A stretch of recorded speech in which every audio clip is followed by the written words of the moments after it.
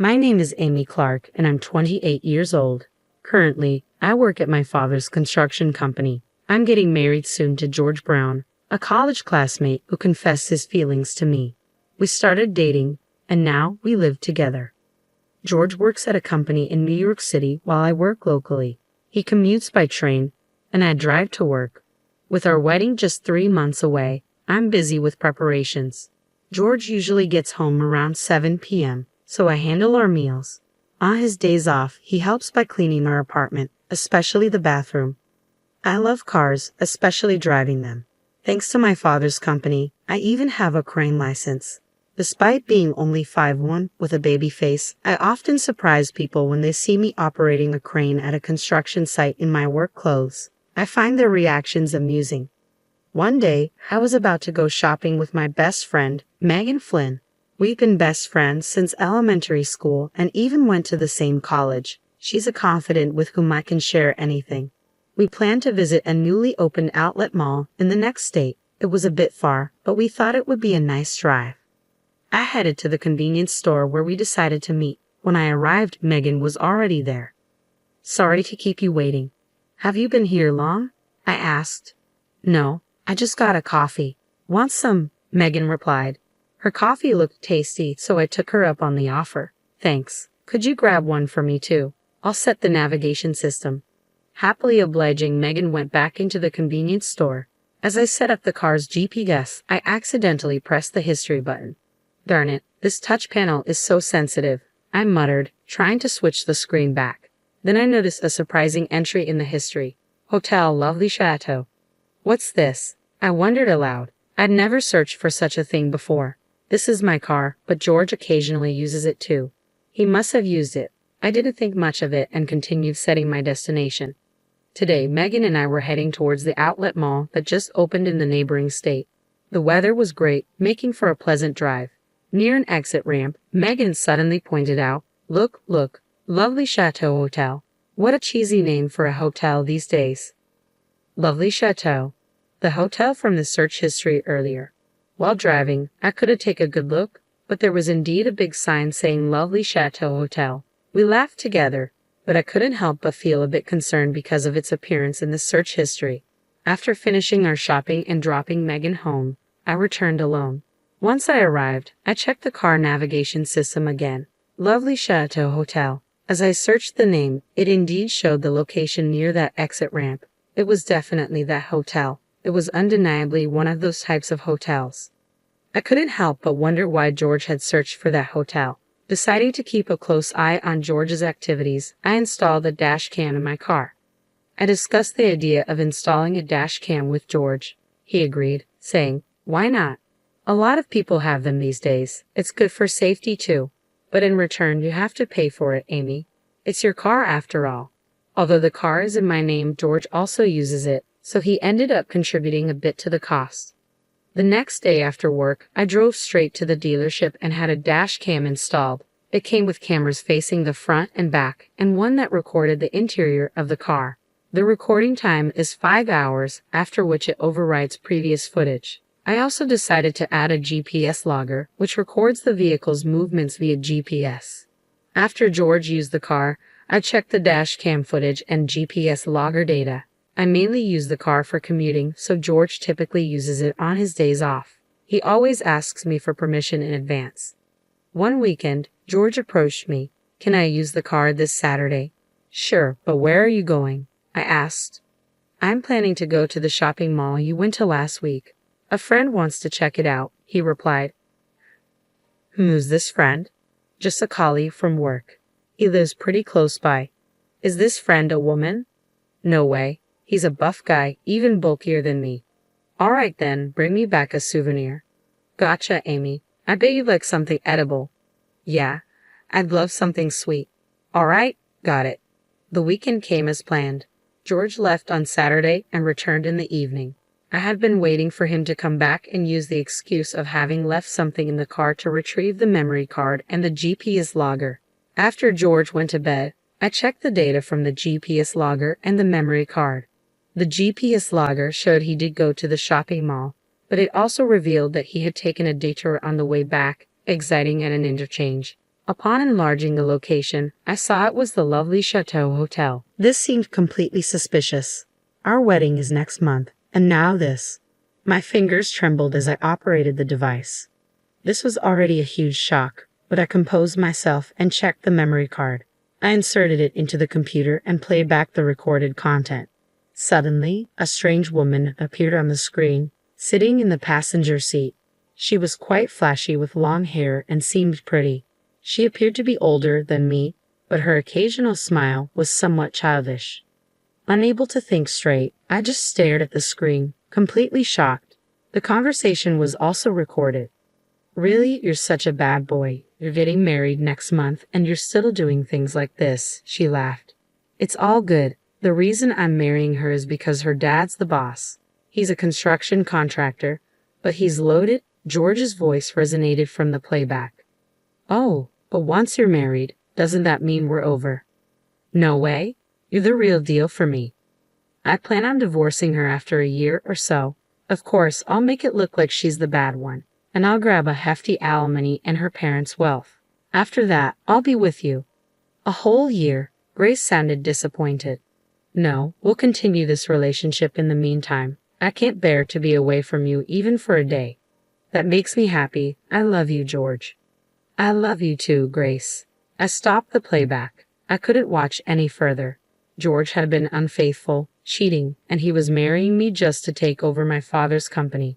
The proposal, the birthday we spent at the Seaview Hotel, everything was a farce. Why? Tears blurred my view of the computer screen.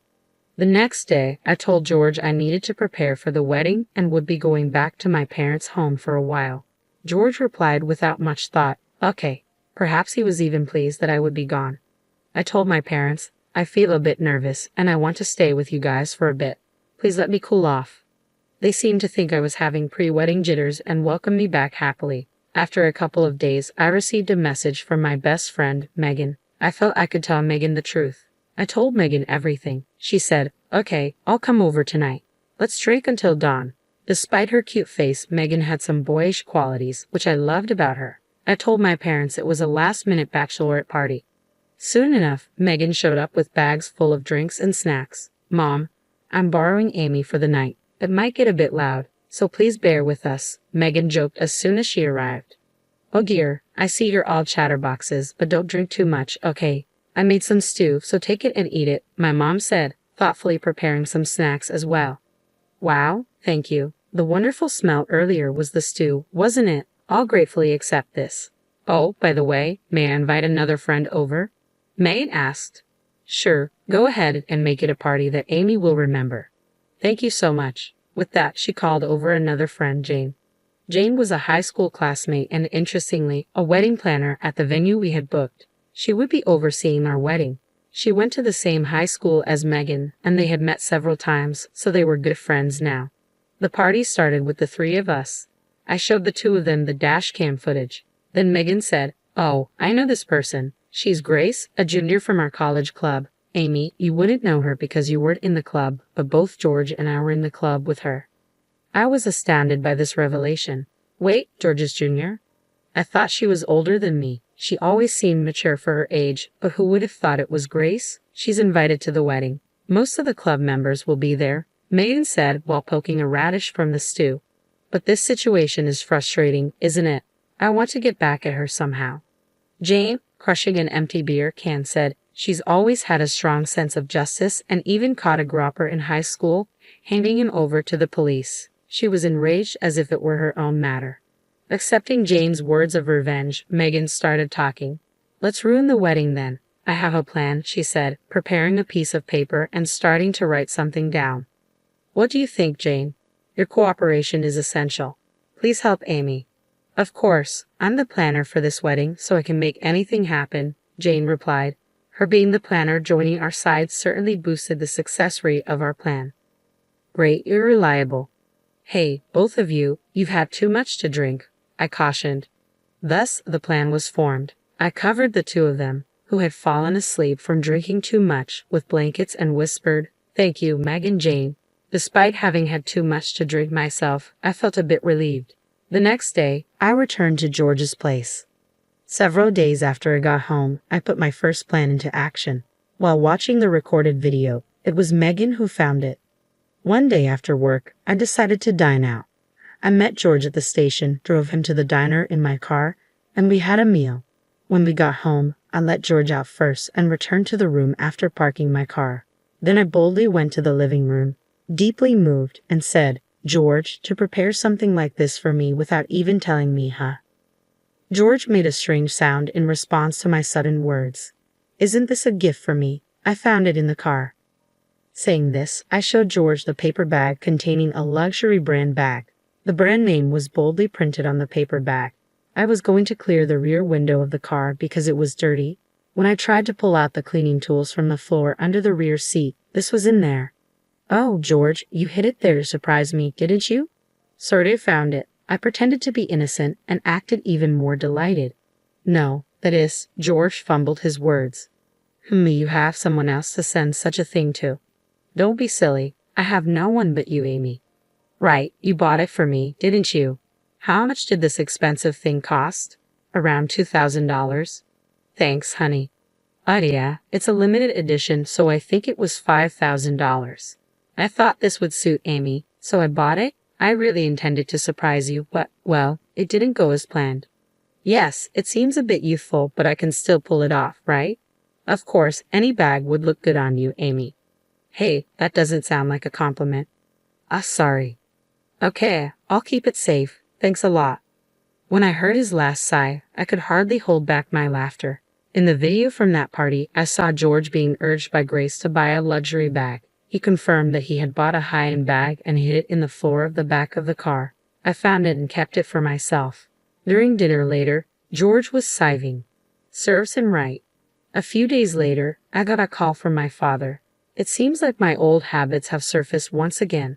Believe it or not, I bought a new car. I've always had a thing for cars, and I've driven quite a few over the years. Apparently, on my way home from work, I pulled over at a used car dealership and spotted a gem of a car I used to admire.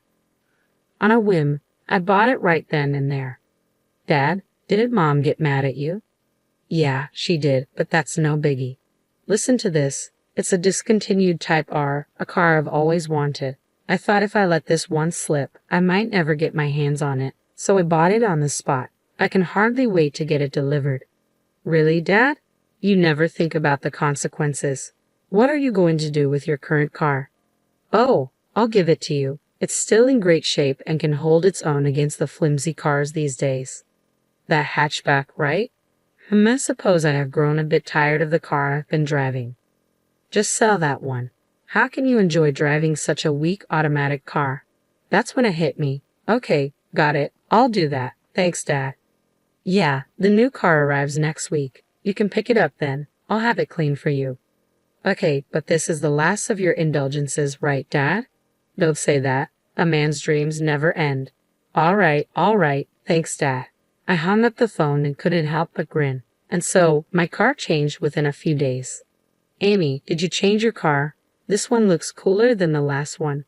"Yeah, my dad bought a new car and gave me his old one. It's cooler than the previous one, isn't it?" "Yeah, it's cool. Lend it to me this Saturday?" "Sure, why not?" I felt like a fish had taken the bait. Then came Saturday. George, who had left with the car keys, came back immediately. "Hey, that car, what's wrong?" "It won't start. I can't drive it." "You can't drive it? Well, what's the matter? You drove it just fine yesterday, didn't you?" "That's because it's a stick shift." "So what's the problem with that?" "It's just that I only have an automatic license." "Oh, that's right. I forgot about that." "This is not funny. I can't drive now." "Why is that a problem? Do you want me to drive for you?" No, that's not it. I mean, I don't want to spoil your day off." "Really, I don't mind though." No, I'll figure it out." "All right then. Safe travels." I knew very well he couldn't. Serves him right. The car I got from my father was a stick shift. There was no problem for me since I have a manual license. However, George only had an automatic license. He legally can't drive that car and probably wouldn't know how to drive it anyway.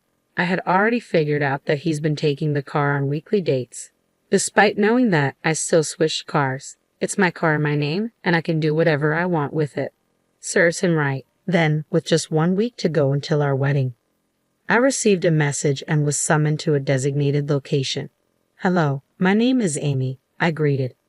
"Oh, Amy, thank you for coming," the other party responded. "Not a problem. So, how did it go?" "Well, please sit down. We'll discuss everything shortly." With that, I was ushered into a meeting room and sat down. "Let's first discuss your request," he began. Yes, I nodded. This was a private investigation agency. I had requested a background check on George. The subject, George Brown, was definitely in the wrong. "We have secured photos and videos. Would you like to see them?" "Yes, please." The investigator pulled out a laptop, inserted a USB drive, and started playing a video. In it, two people were walking playfully, arm in arm, before entering a hotel. The date and time of the video were from a Saturday afternoon 2 weeks ago. There were also photos of them kissing, embracing, and more. "Thank you. This is enough." I then received the documents and left the office. Honestly, I knew about the affair, but seeing it so blatantly presented was hard. I contacted my friends Megan and Jane and arranged to meet at a pub. I secured a private room, showed them the documents I received earlier, and we started our analysis. "Oh man, this is clear-cut evidence," Megan said. "This one's quite something too," Jane added. "I have lost all sympathy. I'll bring him down completely." With that, I took a big gulp of my beer. "Hey Amy, could you lend me these?" Jane asked. "Huh? What for, Jane?" I was already planning to make a slideshow of the bride and groom, so it would be easy to include these. "Okay, all that's left is to get ready for the big day." With that, Megan raised her beer mug and gave me a toast. "To us. Let's give it our all." I was so touched that everyone was going all out for me that I felt like crying, but I held it back, and so the big day finally arrived. The day of the wedding was hectic, busy to say the least. Upon arriving at the wedding venue, I was immediately ushered into makeup, wardrobe, and other preparations. Regardless of my state of mind, everything moved along as planned. When I saw myself in the mirror donning the white wedding gown, I was brought to tears. Despite this being the very image I had once dreamed of, I never thought I'd be wearing it with this feeling. Noticing my tears, my mother gently said, "Oh dear, the bride shouldn't be crying already," as she wiped my tears away. "I'm sorry, Mother," but these weren't tears of joy. The ceremony ended, and the reception began. Just before making my entrance, I caught sight of Jane, who gave me a comforting smile. George was cheerful and smiling right from the start, while I could only manage an awkward smile. The reception proceeded without a hitch as planned. Then came the moment for the bride's farewell letter to her family. The hall darkened, and a spotlight fell only on me and my parents at the head table. I was handed a microphone, but instead of reading my letter, I turned to face the crowd and began to speak softly. "Everyone here today, thank you very much for joining us. Normally, at this point, I should be saying goodbye to my parents and expressing my gratitude for marrying the man I love, but..." A stunned silence swept through the crowd as I broke from tradition. Jane, off to the side of the stage, gave me an encouraging thumbs up. "The real bride is not me," I declared, causing an immediate stir among the guests. "The real bride is Grace Davis, a junior from George's college years. George has admitted that it's not me but her who he truly loves. I have evidence." After speaking, the spotlight shone on one person in the crowd, and there was Grace bathed in light. Lively music started playing, and a slideshow began. Images of them holding hands, kissing, and even entering the hotel were displayed one after another. Then the music stopped, and a video of their conversation played at a loud volume. The hall was in an uproar. "What's going on here? George, you owe us an explanation." Amidst the flying shouts, I handed the microphone to a pale-faced George and bowed to his parents before stepping off the stage. Megan and Jane, who had rushed over, practically dragged me away from the venue. Behind me, the situation had become an unmanageable uproar. Still in my dress, I felt a mix of relief and triumph.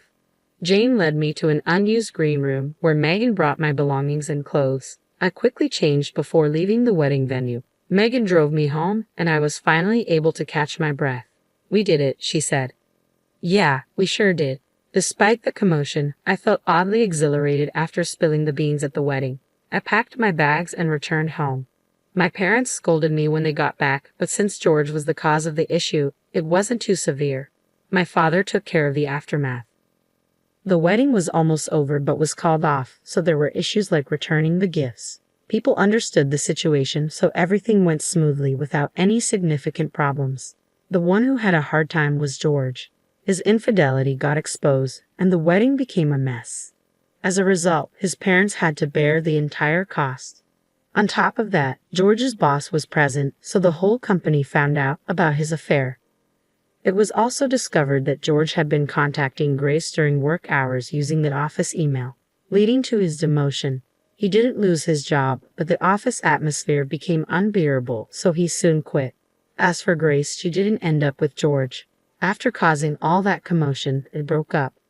Since the engagement had been broken off after we had exchanged betrothal gifts, I asked George for compensation and other costs. George had used most of his savings on wedding preparations, so his parents had to step in and pay.